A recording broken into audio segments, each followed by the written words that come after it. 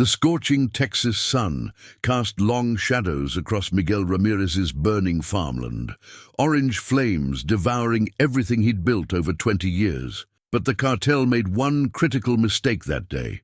They didn't know who Miguel really was.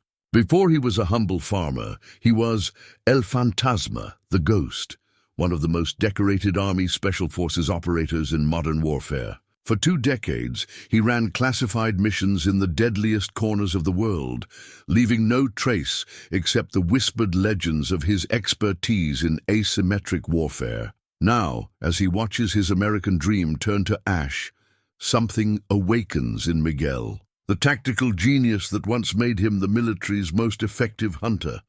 The cartel thought they were sending a message. Instead, they've unleashed a nightmare.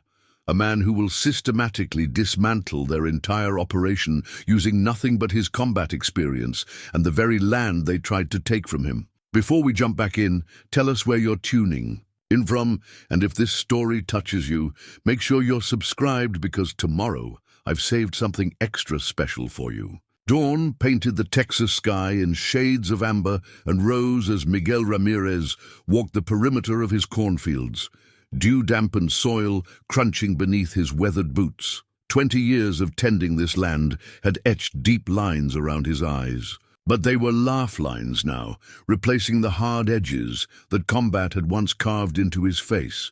His calloused hands, once trained to end lives, now coaxed life from the earth with gentle precision. Rosa, his farm manager's daughter, raced across the field toward him, her pigtails bouncing with each step.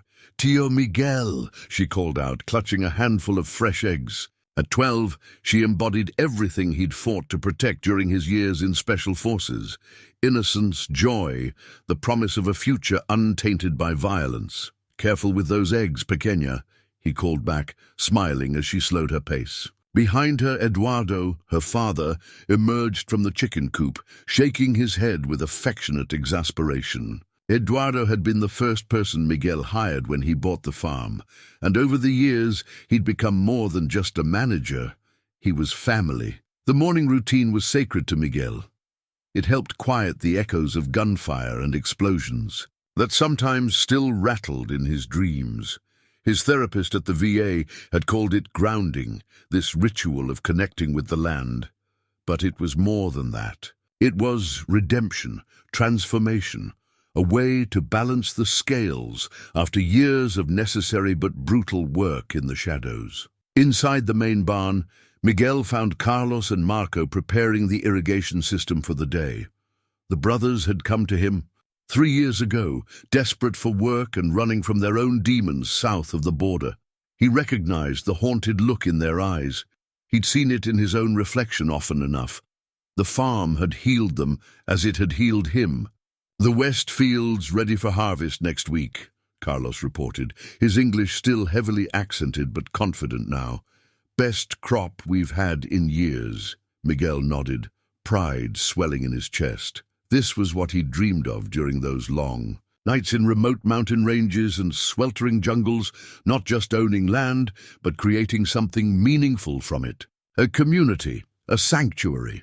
The first warning signs came so subtly that anyone else might have missed them. But 2 decades of Special Forces operations had honed Miguel's instincts to razor sharpness.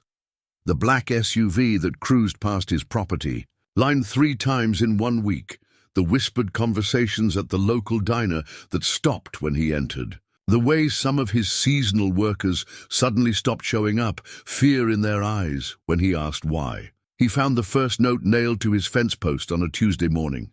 The paper was expensive, the Spanish words printed in elegant script. "Everything has a price. Name yours." Miguel burned it without showing anyone, but the weight of his past settled back onto his shoulders like an old, familiar rucksack. That night, alone in his study, he opened the hidden panel behind his desk. The small safe contained more than just his military records and medals. There was a satellite phone, a set of coordinates, and a list of names, his old team, scattered across the country but bound by blood and secrets. He'd promised himself he'd never call them again. The farm was supposed to be his new life, his penance, his peace. Through his window he could see Eduardo's house, warm light spilling from its windows. Rosa's laughter drifted across the evening air as she chased their dog around the yard. In the distance, the setting sun painted his cornfields gold. Everything he'd built here, everything he'd grown, it wasn't just his redemption anymore, it was his responsibility. Miguel closed the safe without touching its contents. Tomorrow, he would increase security patrols, install more cameras, take precautions. But tonight, he would hold on to peace a little longer. He didn't know then that it would be one of the last quiet nights his farm would ever see. The next morning, he found Carlos waiting for him at the edge of the east field, tension visible in every line of his body. "They're getting bolder," Carlos said without preamble. "Two men came to my house last night, said they represented people who could make our lives very easy or very difficult." Miguel's hand tightened on his coffee mug, the ceramic hot against his palm. "What did you tell them?" "That I needed time to think." Carlos met his eyes. "They're not just regular criminals, Patron. The way they carried themselves, their connections, their cartel." The word hung in the morning air like gun smoke. Miguel had seen enough cartel violence during his operations to know what it meant. The cartels were expanding north, buying up land for distribution routes, corrupting local officials, destroying anyone who stood in their way. His farm sat at a strategic crossroads, perfect for their purposes. As if reading his thoughts, Carlos added quietly, "My cousin works security at the county office. He says they've already bought half the planning commission. It's only a matter of time." Miguel nodded, his mind already shifting gears, old instincts surfacing. "Tell Eduardo to send Rosa to her aunt's in Austin. Get your brother and your family somewhere safe. I'll handle this." But even as he said it, he knew the peaceful life he'd built was already burning. He just couldn't see the flames yet. The County Planning Commission office reeked of stale coffee and bureaucracy. Miguel sat straight-backed in an uncomfortable chair, watching Commissioner David Hayes shuffle papers with exaggerated importance. 20 years of covert ops had taught Miguel to read people, and Hayes was an open book. Nervous hands, avoiding eye contact, the slight sheen of sweat on his upper lip. "These rezoning requests are just a formality, Mr. Ramirez," Hayes said, his forced smile never reaching his eyes. "The region is developing. Progress, you understand. The offer on the table is more than generous." Miguel glanced at the document. $2 million for 1,200 acres of prime farmland. 5 years ago, it would have been a fortune. Now, it was an insult wrapped in a threat. "My land's not for sale, Commissioner." Miguel kept his voice level, calm. "Never has been, never will be." Hayes's smile faltered. "Things change, Mr. Ramirez. Nobody can stop progress. Sometimes it's better to take the tide than fight it." The threat wasn't even subtle anymore. Outside the office, Miguel's neighbor, Sarah Chen, was waiting. Her family had farmed the adjacent property for 3 generations. Now her eyes were red-rimmed, her hands trembling as she clutched a similar document. "They're taking everything, Miguel," she whispered.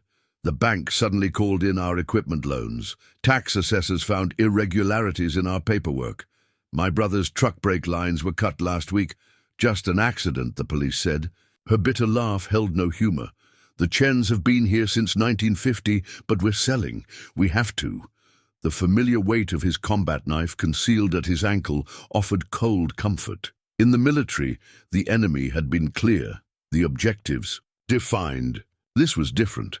A shadow war fought with paperwork and regulations, where every signature was a bullet, every deadline a bomb. That night, the dreams came back. Not the usual combat flashbacks, but older memories. His father's small farm in Mexico, lost to cartel violence. His mother's tears as they fled north. The day he enlisted, promising himself he'd never be helpless again. The ringing of his phone pulled him from the nightmare. It was 3 a.m. "Mr. Ramirez?" The voice was cultured, accent-free. "I represent certain interests who believe we can reach an accommodation. Shall we meet? Just a civilized conversation." Miguel's combat instincts screamed danger, but he heard himself. "Say tomorrow, noon, Joe's Diner in town. Keep them talking, gather intelligence, assess the threat." Basic tactical procedure.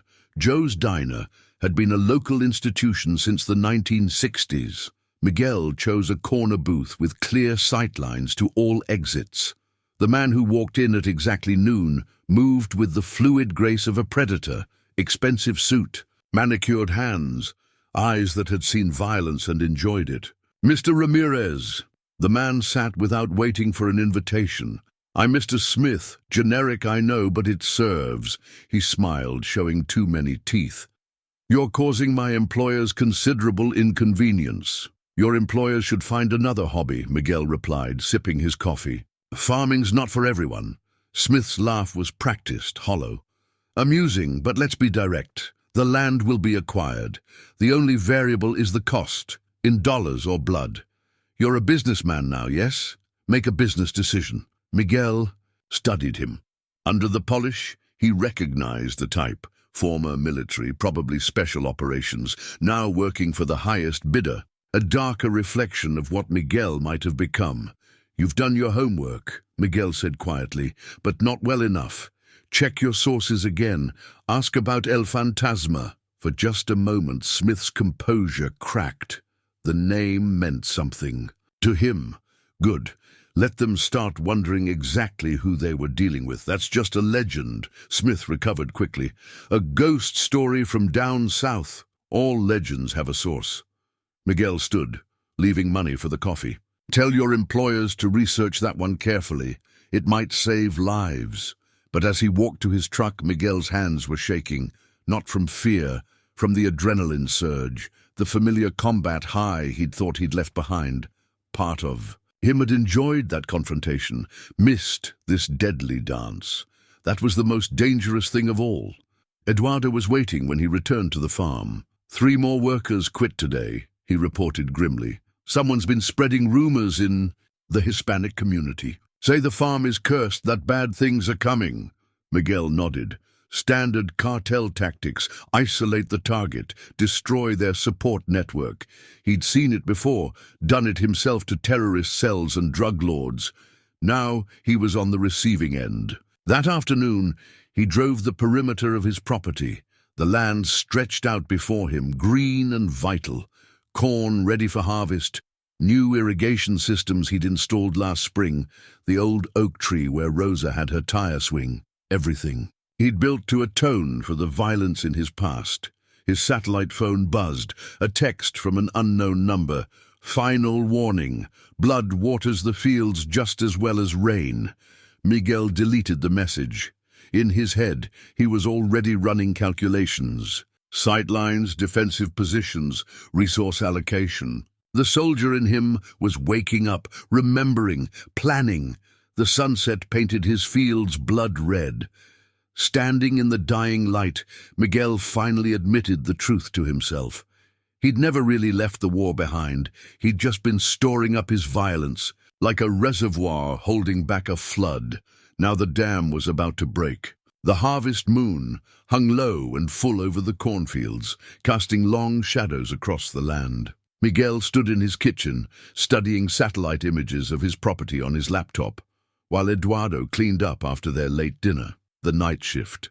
Workers were due to start in an hour, taking advantage of the cooler temperatures to prepare for tomorrow's harvest. "Rosa's safely at my sister's," Eduardo said, drying his hands. "But I'm staying. This is my home too." Miguel started to argue, but the sudden bark of their guard dog cut him off. One sharp yelp, then silence. His combat instincts surged to life. Wrong, wrong, wrong. The first Molotov cocktail crashed through the window in a spray of glass and fire. Miguel's military training took over instantly. "Down!" he shouted, tackling Eduardo as more flaming. Bottles burst through windows on all sides. The dry wooden floors caught immediately, smoke filling the air. Through the chaos, Miguel heard engines, multiple vehicles approaching fast. Automatic weapons fire erupted, riddling the house with bullets. In the fields, screams echoed as the night shift workers were caught in the open. Basement now. Miguel pushed Eduardo toward the concealed door behind the pantry. Years of paranoia, no, preparation, had led him to install escape routes throughout the house. As they descended, he heard the front door splinter. The basement was really a bunker, reinforced concrete with emergency supplies and a tunnel leading to the barn.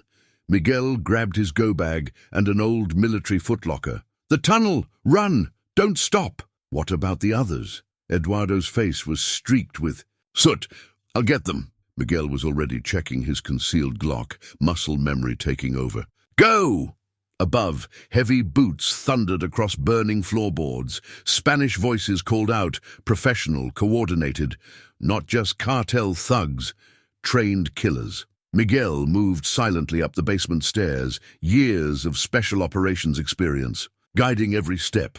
Through gaps in the floorboards he saw them, 6 men in tactical gear, moving with military precision. Their leader spoke into a radio.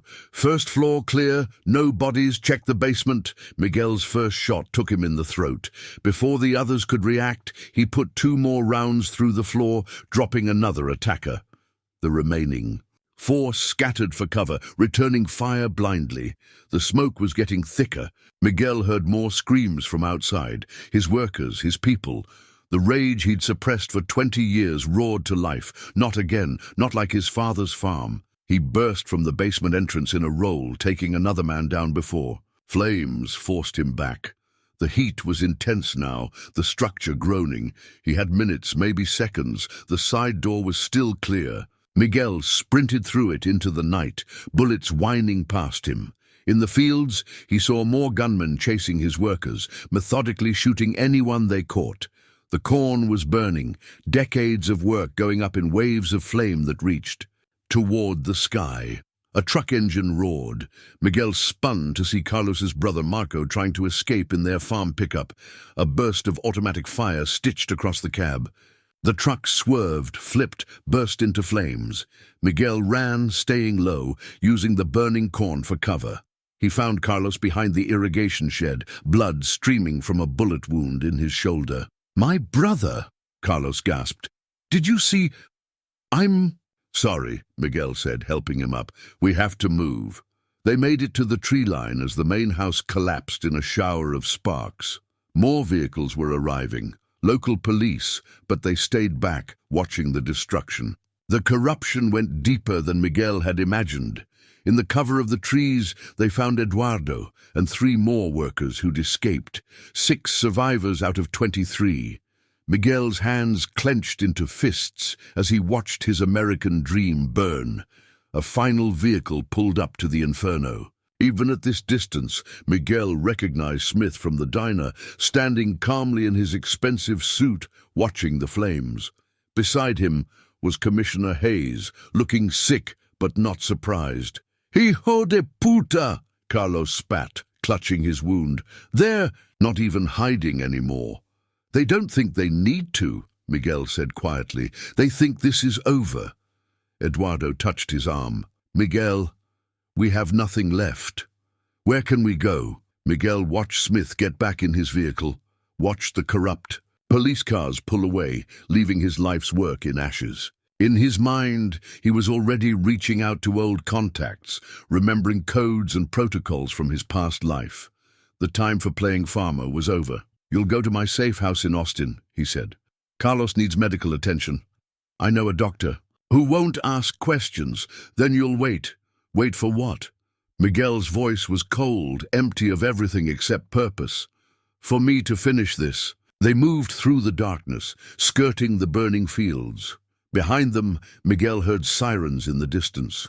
Fire trucks finally responding, too late to save anything. The night reeked of smoke, cordite and blood. Once his people were safely away, Miguel would make his calls. Special Forces operators lived civilian lives now, but they never really retired. They'd come when he called. These men he'd fought beside, bled beside. His brothers. The cartel thought they were dealing with a simple farmer. They were about to learn they'd kicked a hornet's nest. 20 years ago, he'd been the deadliest ghost in America's arsenal. Now, as he watched his fields burn, Miguel Ramirez felt the last traces of the peaceful farmer fade away.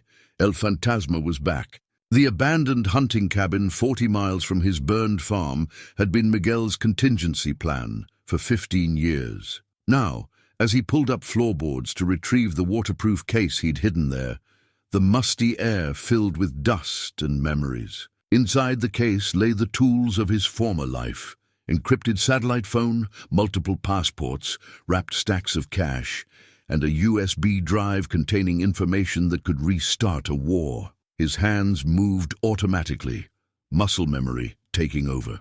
As he assembled the custom Sig Sauer P226 he'd cached years ago, the weight felt familiar, too familiar, like shaking hands with a dangerous old friend. The burner phone he'd bought on the way here chirped, a text from Eduardo. Everyone had made it safely to the Austin safe house. Carlos was with the doctor. No one had followed them. Small mercies. Miguel spread a satellite map across the cabin's rickety table. The cartel's local operation was bigger than most realized, but he'd been quietly mapping their movements for months, force of habit. He'd never fully shed his intelligence-gathering instincts. Now that paranoia was paying off. Their primary distribution hub masqueraded as an abandoned meatpacking plant outside town. Two smaller facilities, a trucking company and a warehouse, handled logistics. Local law enforcement was compromised, up to the county level, with only a few clean officers remaining. "Time to wake up some ghosts," he muttered, punching in a number he'd memorized decades ago. 3 rings, then a gruff voice. "Martinez Plumbing. Water pressure's down on Highlander Road," Miguel said, the old code phrases flowing naturally. "Need a specialist," a pause. "Miguel, heard you were growing corn these days. Farm burned down. Need the old team, Jake, all of them." Another pause. "Give me 4 hours to make calls." And Miguel, good to have the ghost back. The next call went to a secure email drop he hadn't accessed in years. Within an hour, detailed files on the cartel's local leadership began arriving. Their head of operations, Gabriel Santos, had a weakness for expensive wine and younger women.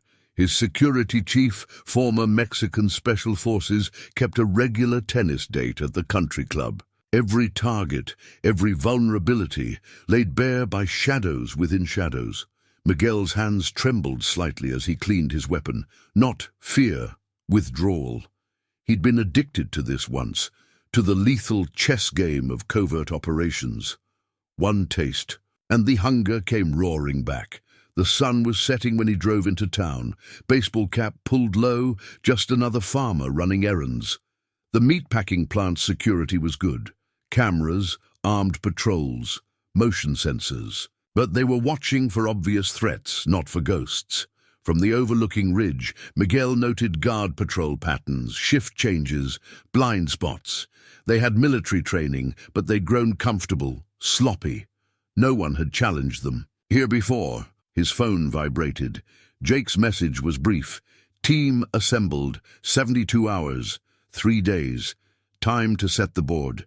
Miguel drove to his last cache site, hidden beneath an abandoned oil derrick. The weapons he'd stored there would make any cartel gunman's arsenal look like a child's toy collection.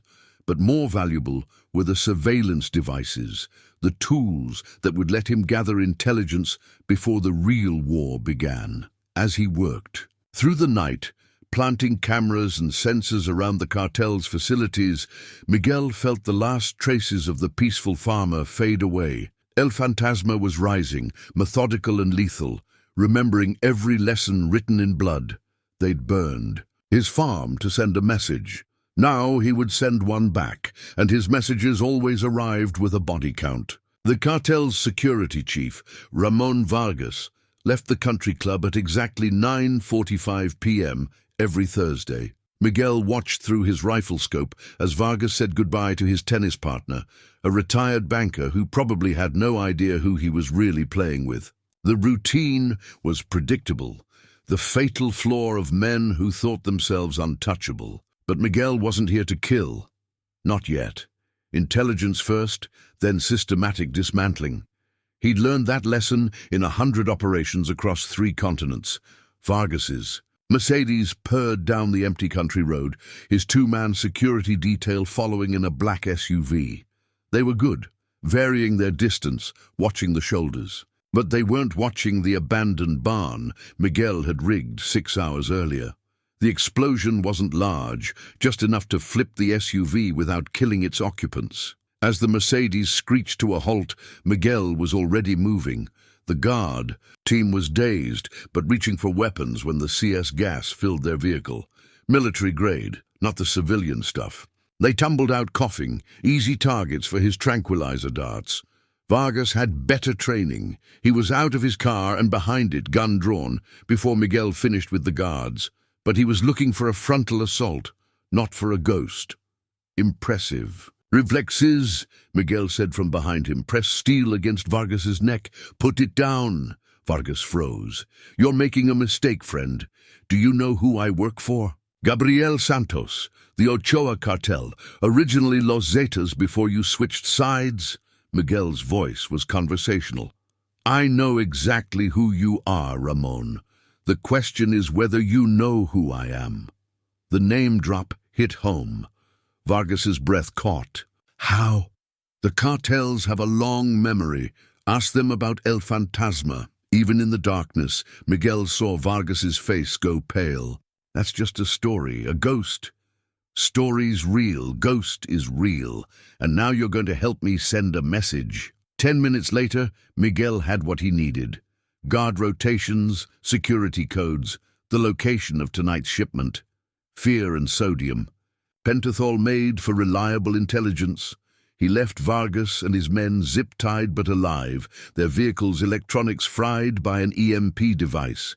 In Vargas's pocket, he placed a single playing card, the Ghost of Spades. Old psychological warfare. Tricks but effective.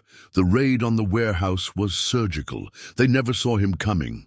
2 guards taken down with silenced shots. The security system looped with pre-recorded footage.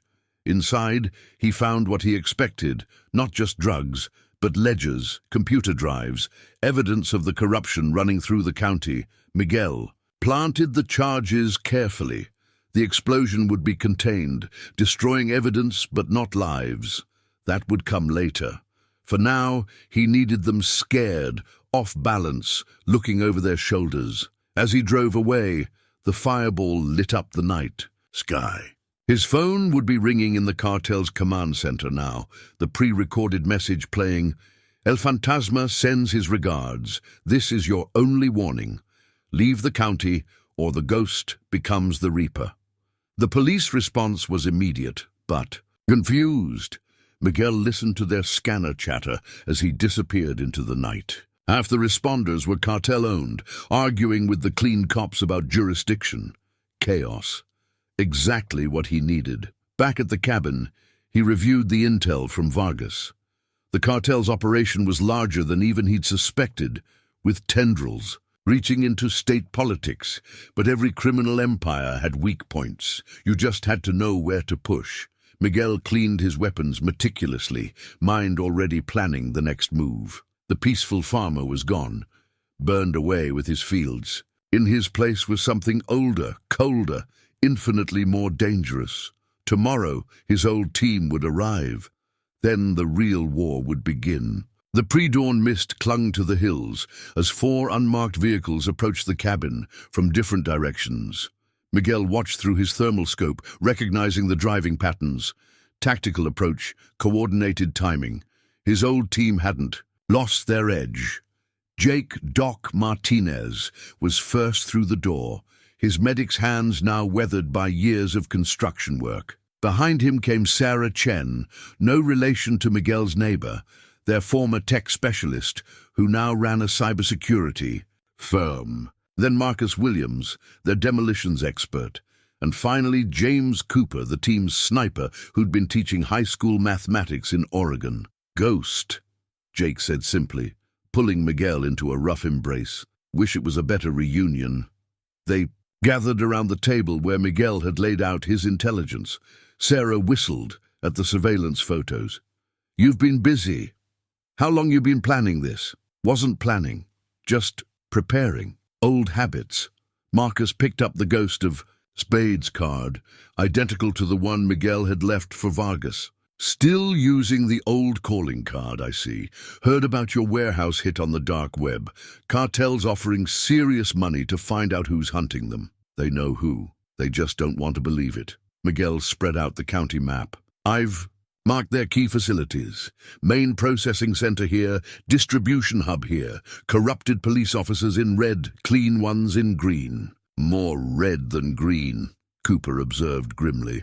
"That's why we can't involve official channels. This has to be ghost work, invisible but unforgettable." Sarah was already setting up her laptop array. "I've still got contacts in intelligence. Give me 24 hours. I'll have their digital infrastructure mapped. Banking, communications, everything." "I brought presents," Marcus added, opening a heavy case. Inside lay modern versions of their old combat gear, lightweight body armor, tactical communications, night vision.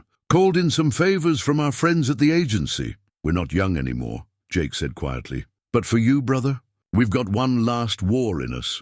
Miguel looked at their faces, older, lined with civilian lives, but still carrying that dangerous competence that had made them legends. "I never wanted to drag you back in." "You didn't drag us," Cooper said. "We've been waiting for your call. Some of us," he smiled tightly, "some of us miss being ghosts." They worked through the morning, falling into old patterns. Sarah's fingers flew across keyboards, penetrating cartel communications. Marcus and Cooper planned demolition points and sniper positions. Jake studied medical supplies and escape routes.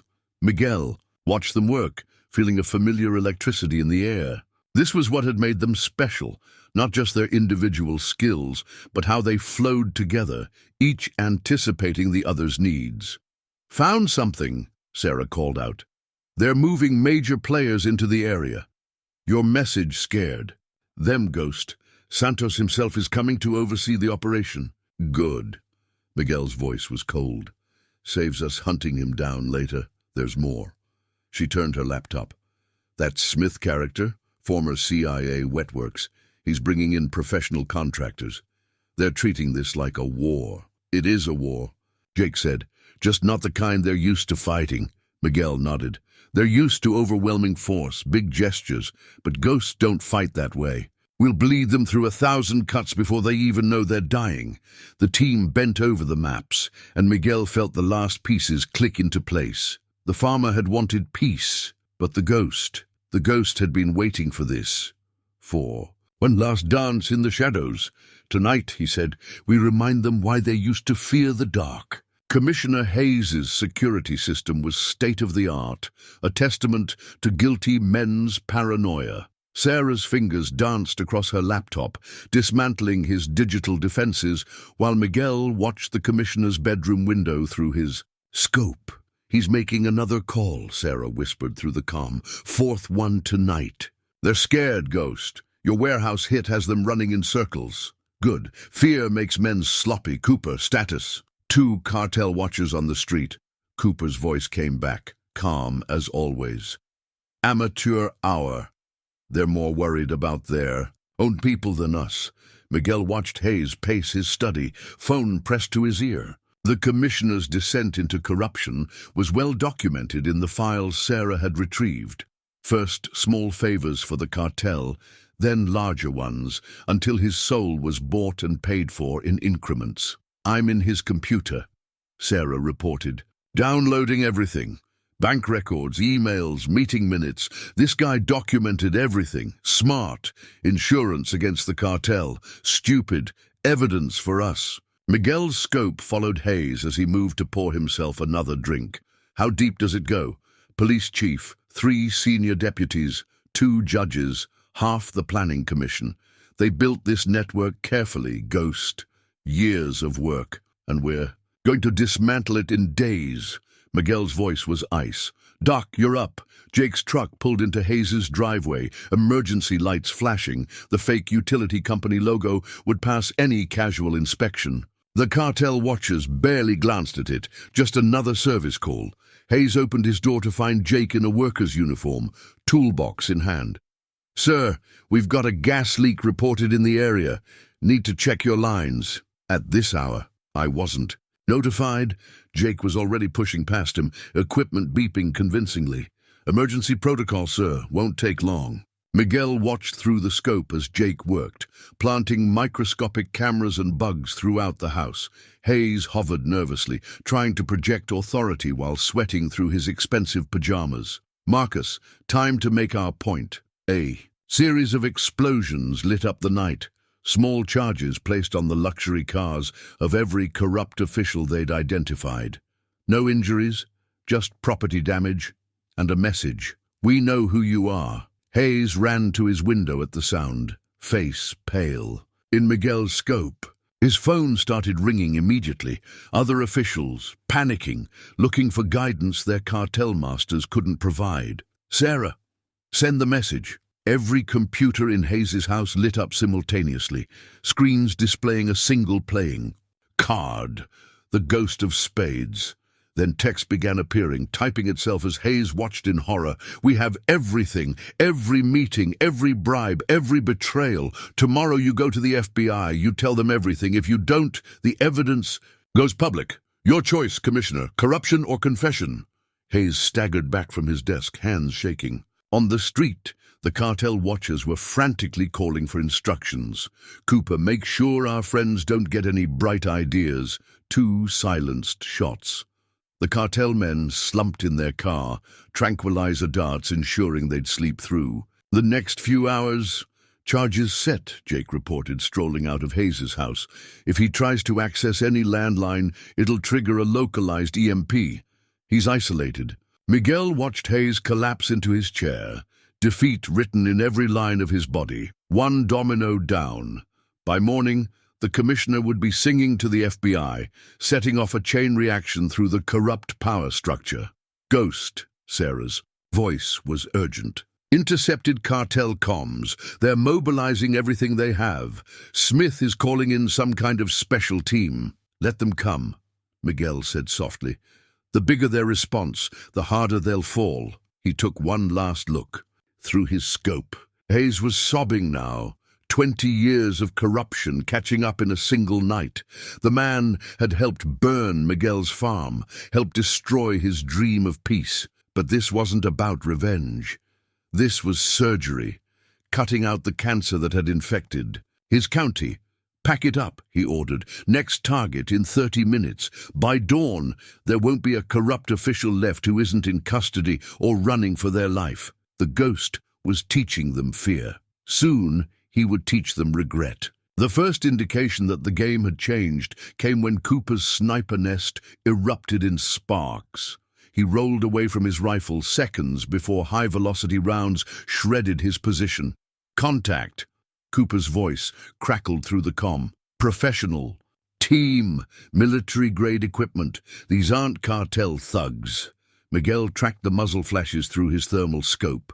4 shooters, moving with coordinated precision through the ruins of his farm. Smith had brought in the heavy hitters, former special operations, their movements eerily familiar. "Sarah, what's their communications looking like?" "Encrypted, military grade. But their pattern..." Her fingers flew across keyboards. "Ghost, these are ex-Delta. Someone's dropped serious money to bring them in." Miguel smiled coldly. The cartel was escalating just as he'd planned. "Doc, Marcus, fire mission Alpha. Cooper, maintain overwatch, but do not engage. Time to remind them why they called me Ghost. The mercenaries were good, scanning sectors, maintaining perfect spacing. But they were fighting a conventional battle against an unconventional enemy. They never saw the first trap. The irrigation pipes beneath their feet, pre-filled with CS gas by Marcus, erupted in a choking cloud. The Mercs' gas masks deployed instantly, proving their professional status. But the gas wasn't meant to incapacitate them. It was meant to mask Miguel's approach. He moved through the chemical fog like a wraith, decades of experience guiding every silent step. The first Merc died without a sound. combat knife finding the gap between helmet and body armor. The second had time to half-turn before Miguel's garrote ended his fight. 2 targets. Moving north, Cooper reported. They're trying to flank your position. Let them. Miguel's voice was deadly calm. Marcus! The ground beneath the mercenaries' feet exploded, not with shrapnel, but with sound. The sonic deterrent device, borrowed from Sarah's security company, hit them with concentrated waves of debilitating noise. They staggered, inner ear balance destroyed, fighting training versus basic biology. Miguel was already moving. These men were professionals. They'd recover quickly, but quickly wasn't fast enough. The third merc managed to fire a burst, but disorientation threw his aim wide. Miguel's return shot caught him in the thigh. Deliberate wound placement, just like the old days. The fourth man was better, using his teammates' fire for cover, already calling for backup on his radio. Sarah shut them down. Communications blackout in 3, 2. The night erupted in electromagnetic interference. Every radio, every phone, every piece of electronic equipment in a half-mile radius went dark. In the sudden silence, Miguel's whisper carried to the last mercenary like a death sentence. You were good, but I've been doing this longer. The firefight was brief, but intense. The merc had skills, but Miguel had turned the burnt-out farm into a killing ground. Every piece of cover concealed a trap. Every shadow held potential death. In the end, it wasn't even close. Area secured, Miguel reported, standing over the unconscious, not dead, body of the last mercenary. Doc, check their wounds. Keep them alive. I want them to deliver a message. Jake moved in with his medical kit, while Sarah and Marcus swept the perimeter. Cooper maintained overwatch, his rifle now covering the access roads. Found their credentials, Sarah called out. X-Delta is right. These guys work for a private military company called Aegis Solutions. Very high-end. Miguel knelt beside the team leader, removing his helmet. He recognized the face from old mission briefings, a good operator who'd chosen the wrong contract. When he wakes up, Miguel told Jake, remind him about Kuwait, 2002. He'll understand who he's dealing with. Ghost. Cooper's voice was tense. Multiple vehicles approaching. Looks like the local muscle finally got their act together. Perfect timing. Miguel checked his weapons. Sarah leaked the commissioner's files to the FBI and media. All of them. Marcus, light up the distractions. Across town, pre-planted charges began detonating at cartel properties. Nothing lethal, just enough chaos to divide their attention and resources. They're learning, Jake observed, finishing a field dressing, bringing in professionals, coordinating their response. They're scared, Miguel corrected, and scared men make mistakes. Like thinking numbers and firepower can catch a ghost. The approaching vehicles were visible now, headlights piercing the darkness.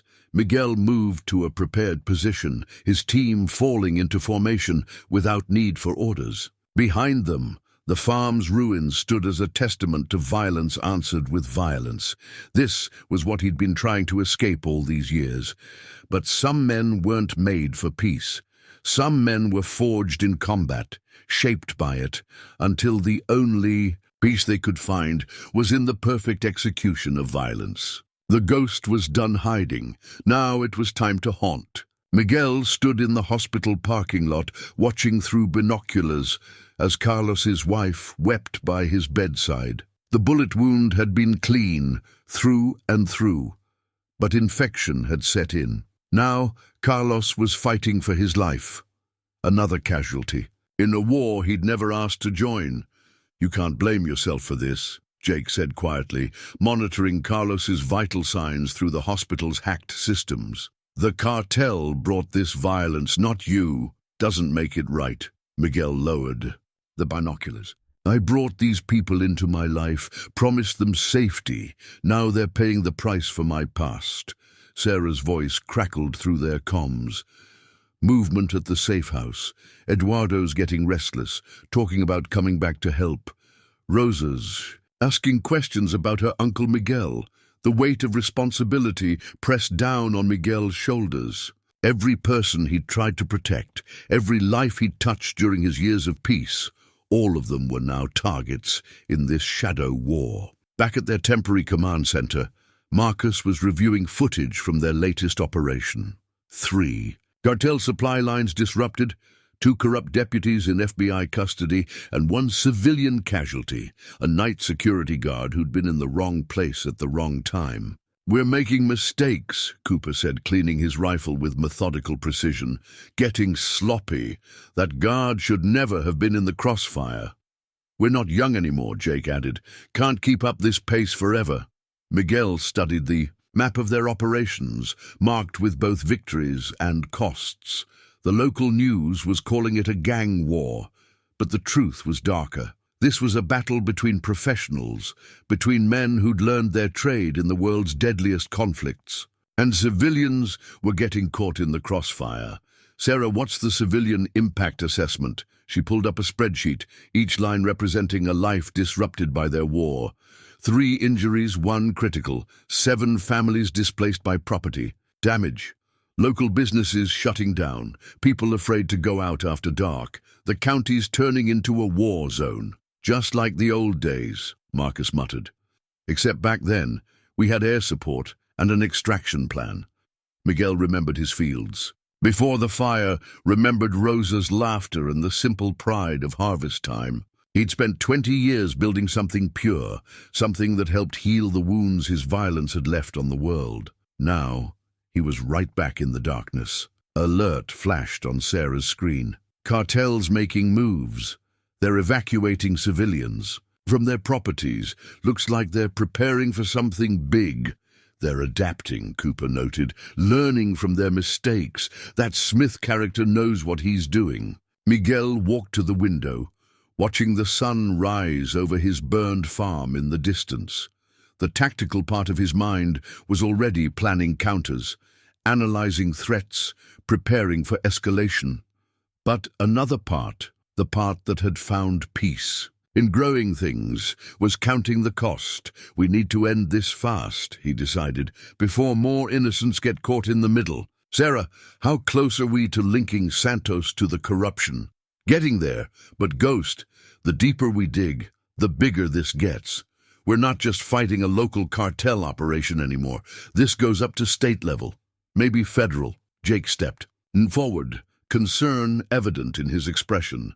"Miguel, we're with you, but we need to be clear about what we're doing. This isn't a sanctioned operation. No backup, no official support. If this goes bad..." "It already went bad," Miguel cut him off. "The moment they burned my farm and killed my people, they chose this path. Now we finish it." But later, alone in his room, Miguel stared at his reflection in the mirror. The face looking back wasn't the peaceful farmer anymore, but it wasn't quite the legendary Ghost either. It was something in between, a man trying to use violence to protect peace, knowing the contradiction might destroy him. His satellite phone buzzed, a message from Eduardo. Rosa had drawn a picture of her Uncle Miguel, showing him not in his farming clothes, but in combat gear, surrounded by flames. Even the children could see what he'd become. The Ghost was back, hunting in the shadows. But this time, the price of violence was measured not in enemy casualties, but in the tears of people he'd grown to love. The intel was perfect, too perfect. Miguel realized this the moment they breached the cartel's supposed command center and found it empty. No guards, no resistance, just empty rooms and humming computers. "Ghost, something's wrong." Sarah's voice crackled through the comm. "These systems are active, but..." Her transmission cut off abruptly. "Sarah, report." Miguel signaled his team to defensive positions. "Cooper, eyes on the tech nest?" Silence. "Cooper, respond." Marcus switched to their backup frequency.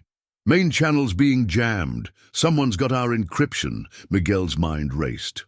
Only someone with intimate knowledge of their communications could break through Sarah's security this quickly.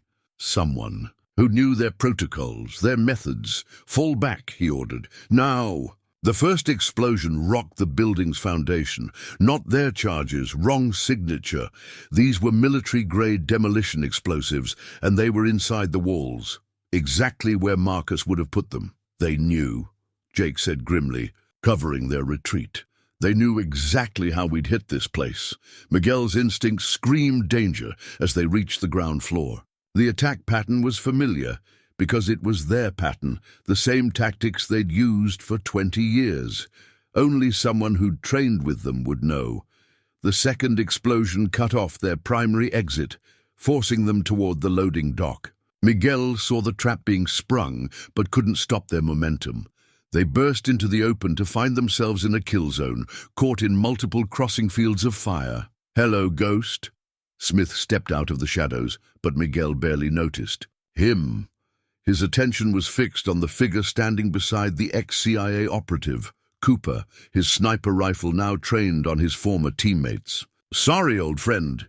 Cooper's voice was flat, but 20 years of teaching high school algebra, it breaks something in a man. They made me a better offer. Miguel's mind flashed back through the past week. The perfect intelligence on Cartel.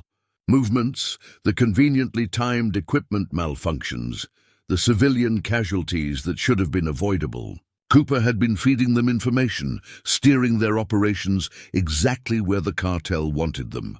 How long? Miguel kept his weapon trained on Smith, but his eyes were on his former brother-in-arms. "Since Kuwait," Cooper admitted. "That mission you led, the one that earned you the Ghost legend, it wasn't just cartel money I was protecting. Some of us saw the potential back then. Understanding hit like a physical blow. You've been their pipeline, military-trained shooters, tactical expertise. We're businessmen," Smith interjected smoothly. "Mr. Cooper here has been an excellent talent scout, former special operations. Personnel are a valuable commodity. Your little farm raid gave us the perfect opportunity to recruit him openly." Miguel saw movement in his peripheral vision. More mercenaries emerging from cover, all wearing top-tier tactical gear. At least 20 operators, all with Cooper's level of training. A kill team specifically designed to hunt ghosts. "The others?" Miguel asked, though he already knew. "Sarah's alive," Cooper answered. "Professional courtesy. She's good at what she does, might even switch sides like I did. The rest of your people are secure too." "This doesn't have to end badly, Ghost." Jake's laugh was bitter. 20 years of friendship, and you're negotiating surrender terms. 20 years of watching you play farmer, Cooper shot back. "You were the best, Miguel, the absolute best. And you wasted it growing corn. The cartel's offering us a chance to be what we were born to be." Miguel's mind was racing, analyzing angles, calculating odds. They were surrounded, outgunned, their tactical advantage neutralized by Cooper's intimate knowledge of their methods. By all military logic, they were finished. But ghosts didn't play by military logic. "Last chance," Smith offered. "Your skills are valuable. Don't throw your life away for a burned-down farm." Miguel met Cooper's eyes. "You forgot the first lesson I taught you." "Which was, always know what your enemy is standing on." Miguel triggered the detonator. Not for explosives, for the industrial refrigeration system beneath the loading dock. Liquid nitrogen erupted from shattered pipes, instantly creating a wall of freezing fog. In the chaos, Miguel shot out the overhead lights. "Scatter!" he commanded. "Protocol 0. His team disappeared into the chemical fog as gunfire erupted blindly around them. They had contingencies for betrayal. They'd just never thought they'd use them against one of their own. Cooper's voice rang out, "Night vision, switch to thermal." But Miguel had trained Cooper, knew his protocols, his reflexes. By the time the mercenaries adjusted their equipment, the ghost team had vanished into the maze of industrial buildings. An hour later, at the second fallback point, Miguel did a head count. Jake and Marcus had made it. Sarah was still missing, and they'd lost their tactical advantage. Cooper knew every trick, every strategy, every safe house. "What now?" Jake asked, treating a graze wound on Marcus's arm. "He knows everything about us." Miguel checked his weapons with mechanical precision, his mind already shifting to a darker pattern of warfare. "No. He knows everything about who we were. Time to show him who we've become." The ghost would have to become something else, something even old friends would learn to fear. The abandoned mineshaft hadn't seen human activity in 30 years. 200 feet below the Texas soil, Miguel and his remaining team set up their new command center. No electronics, no signals to trace, just paper maps, analog equipment, and the old ways of warfare. "Cooper will be hunting our usual patterns," Miguel said, laying out hand-drawn building plans in the lantern light. "So we change everything. No more precision strikes, no more military tactics. We become something else." "What about Sarah?" Jake asked, organizing their dwindling medical supplies. The concern in his voice wasn't just professional. After 20 years, they were family. "She's alive," Marcus reported, emerging from the tunnel entrance. "Left me a sign at the dead drop. Girl's smarter than Cooper. She's gone properly dark. Says she's working on something big." Miguel nodded. Sarah knew how to disappear. Right now, that was their greatest asset. "Cooper expects us to act like soldiers. That's what he trained for, what he's prepared his team to counter, so we become criminals instead." He pulled out a series of photographs. Cartel lieutenants, corrupt officials, known associates. No more surgical strikes. We hit their money, their families, their pride. Everything they love we take. Jake and Marcus exchanged glances. This wasn't their usual method. This was something darker, more personal, the kind of warfare they'd been trained to fight against. "First target," Miguel continued, tapping a photo. "Santos's private wine collection, worth millions, stored in a secret vault. We're not going to steal it." His smile was cold. "We're going to destroy it. Make it personal." "Cooper will expect us to hit their operations," Marcus thought aloud. "Warehouses, distribution centers." "So we don't. We hit status symbols, art collections, vacation homes, racehorses. Death by 1,000 cuts, but aimed at their egos, rather than their operations."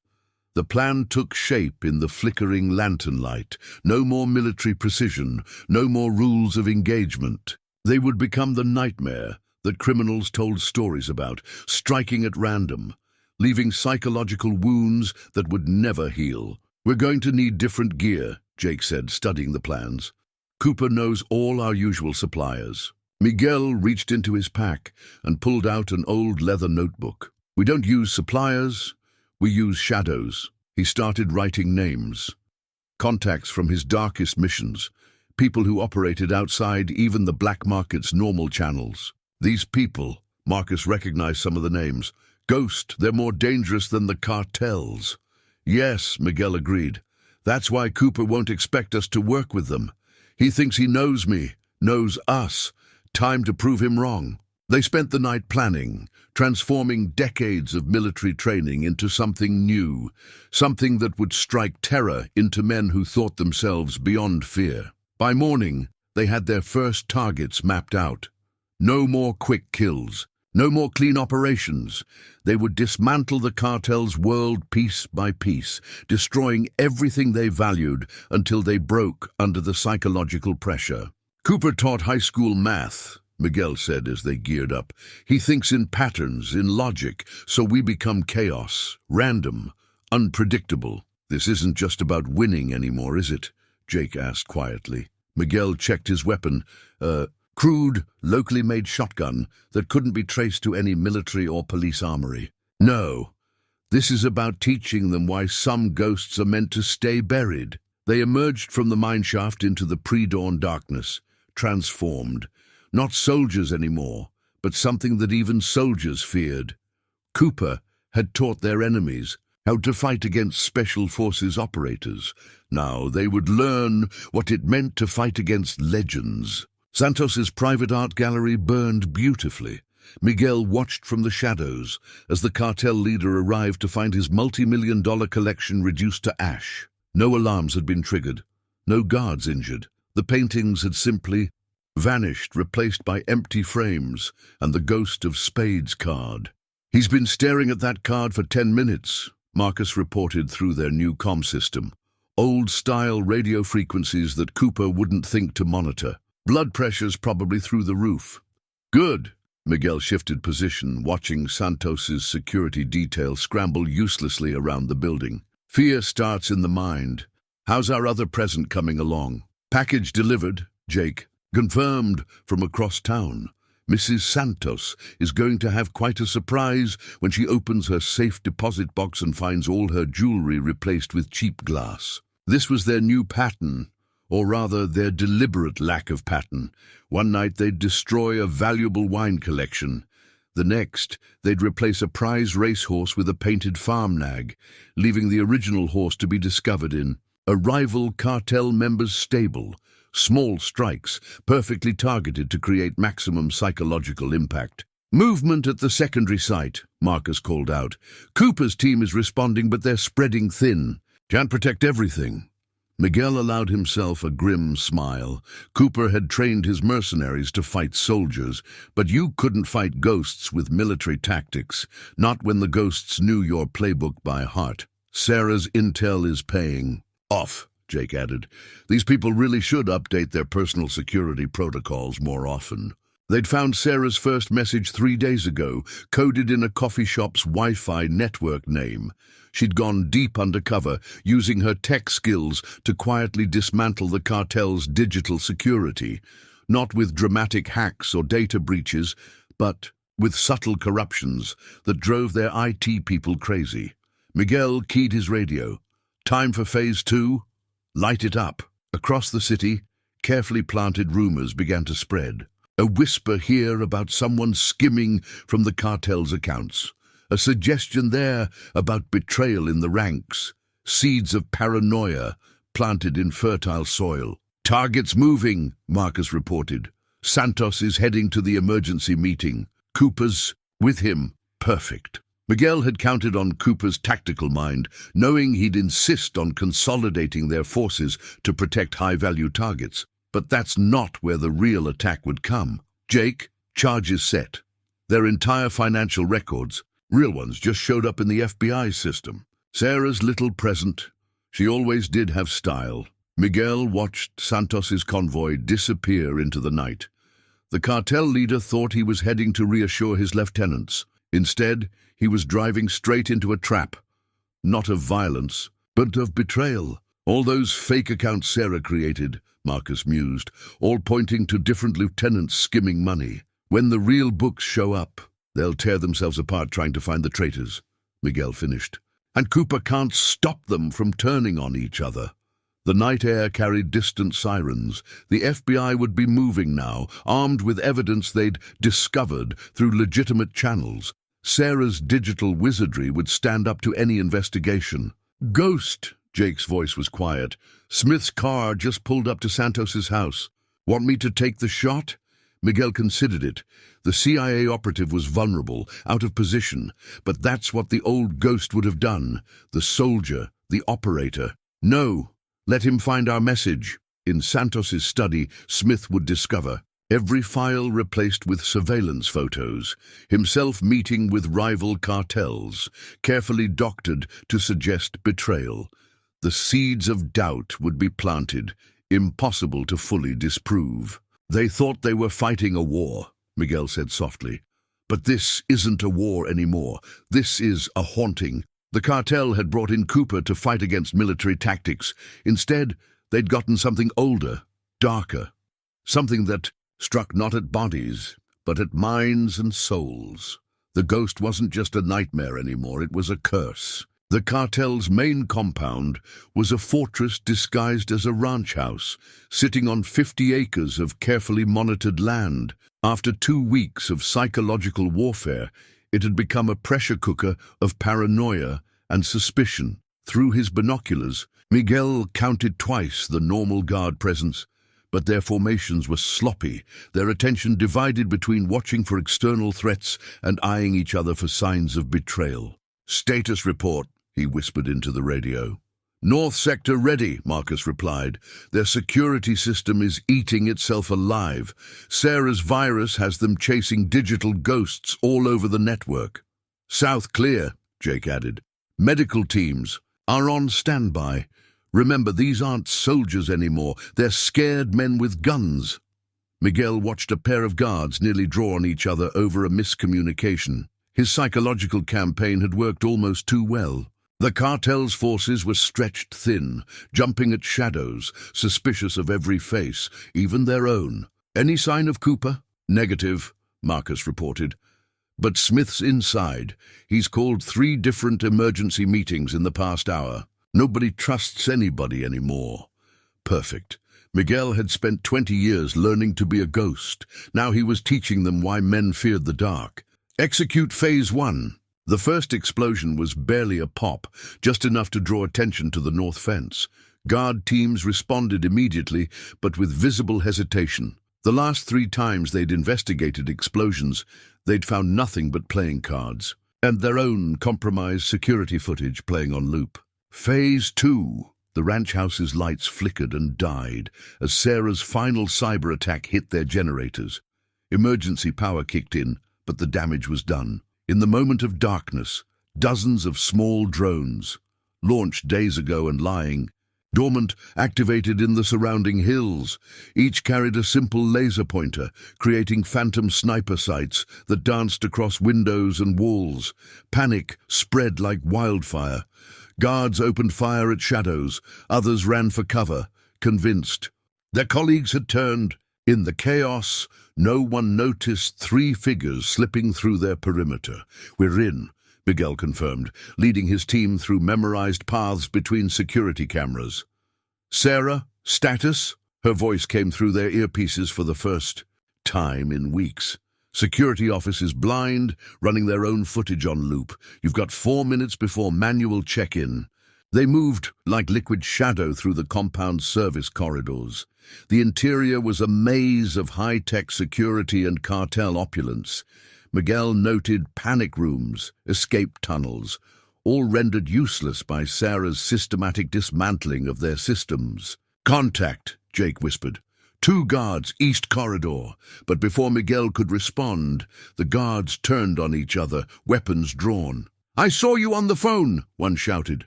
"Who were you calling?" Miguel's team slipped past while the guards were distracted by their own paranoia. Their psychological warfare had turned the compound into a powder keg. Now they just had to light the match. They found Smith in the security center, surrounded by screens showing chaos unfolding across the compound. The ex-CIA operative was shouting into multiple phones, trying to restore order to a situation designed for maximum disorder. "Ghost," Smith said without turning. "I wondered when you'd show up in person. You should have stayed out of my county." Smith finally turned, his composure cracking. "Your county? Do you have any idea what you've done? The power vacuum you're creating will start a war that—" Miguel shot him, a clean, non-lethal round to the shoulder. "You mistake me for someone who cares about power structures." "Cooper was right about you," Smith gasped through the pain. "You're not just a ghost. You're a force of nature." "Speaking of Cooper," Miguel zip-tied Smith's hands. "Where is my old friend?" A new voice answered from the doorway. "Right here, Ghost." Miguel turned to find Cooper standing there, rifle raised, looking exactly like the soldier Miguel had trained 2 decades ago. But there was something different in his eyes now, something broken. "Hello, teacher," Cooper said softly. "Ready for your final lesson?" The security center crackled with tension as Miguel and Cooper faced each other, master and student, ghost and traitor. Outside, gunfire and explosions echoed through the compound as the cartel tore itself apart. "You taught me everything I know," Cooper said, his rifle unwavering. "Every tactic, every strategy." "Not everything." Miguel's voice was soft, almost gentle. "I never taught you why we fight." Jake and Marcus had melted away into the shadows, Miguel's subtle hand signal sending them to their contingency positions. This was between the ghost and his wayward student. "Why we fight?" Cooper's laugh was bitter. "You taught us to fight for each other, for the mission. Then you walked away to grow corn." "I fought to protect, to build. You're fighting for money and ancient history." An explosion rocked the building. The Through the security feeds, they could see cartel members turning on each other, years of carefully planted suspicions erupting into violence. Cooper's perfect tactical operation was unraveling in real time. "You know what broke me?" Cooper's finger tightened on the trigger. "Watching you waste your gifts. You were legendary. El Fantasma, the man who could destroy entire organizations from the shadows. And you chose to be ordinary. Ordinary." Miguel's smile was dangerous. "Look, around you. Look what this ordinary farmer did to your operation. Not with tactical strikes or military precision, but with fear, with chaos, with the understanding of human nature that comes from growing things instead of just destroying them." Cooper's eyes flickered to the screens, watching his carefully. "Trained security teams dissolve into paranoid chaos. You've lost your edge. The old ghost would have killed me at the warehouse." "The old ghost would have killed you," Miguel agreed. "But I'm not just a ghost anymore. I'm something worse. A man with nothing left to lose and everything to avenge." Miguel moved like liquid shadow, even as Cooper's rifle tracked him. 2 decades of farming hadn't slowed his reflexes. They'd honed them in different ways. Every movement was economical, deliberate, carrying the patience of a man who'd learned to wait on seasons. "Your problem, Cooper," Miguel continued, "is that you're still thinking like a soldier, looking for military solutions. But this isn't a war anymore. This is a reckoning." Through the windows, they could see fires spreading across the compound. Sarah's digital assault had disabled the sprinkler systems, turned security doors against their users, transformed the fortress into a trap. "You're surrounded," Cooper said, but uncertainty had crept into his voice. "My team is still out there." "Your team?" Miguel's laugh was cold. "Check your phone. Sarah's been busy." Cooper's free hand pulled out his phone, eyes widening at the screen. Bank transfers, offshore accounts, all the evidence needed to implicate him in years of cartel operations. His entire mercenary team would be getting similar information about him. "They're not your team anymore," Miguel said softly. "They're just more scared men with guns. And scared men? They make mistakes." Cooper's first shot went wide as Miguel moved. Not the direct assault he'd been trained for, but a fluid motion learned from years of reading wind and weather. Before Cooper could adjust, Miguel was inside his guard. The fight was brutal and swift. Cooper had youth and training, but Miguel had something deeper. The patience of the earth itself, the unstoppable force of growing things that could crack concrete and level mountains given time. When it ended, Cooper lay disarmed and broken, staring up at his former mentor. "Do it," he gasped. "Finish it like a soldier." Miguel zip-tied Cooper's hands with deliberate care. "No, you'll live. You'll face justice. And every day in your cell, you'll remember that you weren't defeated by El Fantasma, the legendary ghost." He leaned close, voice barely a whisper. "You were destroyed by a simple farmer protecting his land." Outside, the sound of police and federal sirens filled the air. Sarah's digital breadcrumbs had led them straight to the compound, armed with enough evidence to tear down the cartel's entire operation. "Ghost!"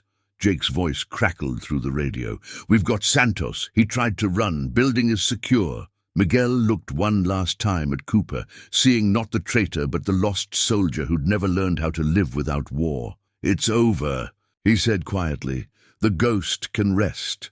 The compound burned behind them as dawn broke over Texas, a new day rising from the ashes of the old. Dawn painted the smoking compound in shades of gold and crimson as federal agents swarmed the property. Miguel watched from the shadows as Cooper and Smith were led away in handcuffs, followed by a parade of cartel members and corrupted officials. Sarah's evidence was perfect, untraceable, ironclad, and devastating. "Carlos made it," Jake reported quietly, appearing at Miguel's side. "Doctors say he'll make a full recovery. Eduardo's bringing the families back tomorrow." Miguel nodded, feeling the weight of the past weeks finally settling on his shoulders. The ghost had done its work. Now came the harder part, rebuilding what was broken. "The FBI agent in charge wants to talk to us," Marcus added. Sarah's story holds up.